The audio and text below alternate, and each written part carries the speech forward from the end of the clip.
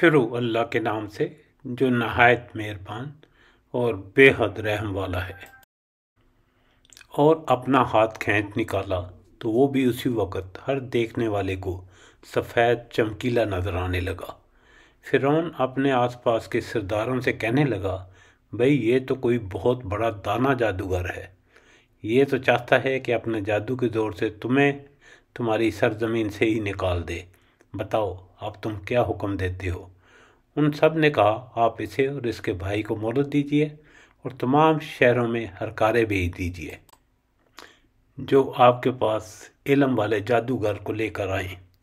پھر ایک مقررہ دن کے وعدے پر تمام جادوگر جمع کیے گئے اور عام لوگوں سے بھی کہا گیا کہ آپ بھی آ جاؤ، تاکہ اگر جادوگر غالب آ جائیں تو ہم انہی کی پیروی کریں۔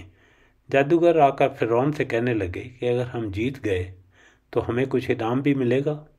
فرعون نے کہا، ہاں، بلکہ ایسی صورت میں تم میرے خاص درباری بن جاؤ گے۔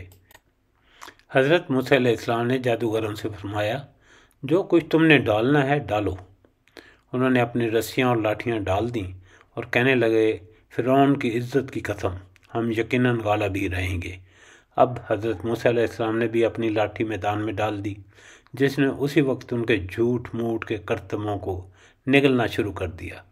یہ دیکھتے ہی دیکھتے جادوگر بے اختیار سجدے میں گر گئے اور انہوں نے صاف کہہ دیا کہ ہم تو اللہ رب العالمین پر ایمان لائے، یعنی موسیٰ اور ہارون کے رب پر۔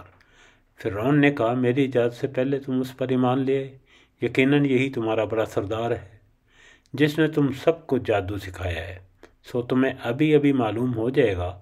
قسم ہے میں ابھی تمہارے ہاتھ پاؤں الٹے طور پر کاٹ دوں گا اور تم سب کو سولی پر لٹکا دوں گا۔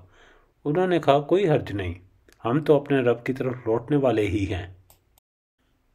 اس بنا پر کہ ہم سب سے پہلے ایمان والے بنے ہیں، ہمیں امید ہے کہ ہمارا رب ہماری سب خطائیں معاف فرما دے گا۔ اور ہم نے موسیٰ کو وحی کی کہ راتوں رات میرے بندوں کو نکال لے چل، تم سب پیچھا کیے جاؤ گے۔ فرعون نے شہروں میں ہرکاروں کو بھیج دیا کہ یقیناً یہ گروہ بہت ہی کم تعداد میں ہے اور انہوں نے ہمیں بہت غصہ دلایا اور بے شک ہم پورے محتاط اور چوکنا ہیں۔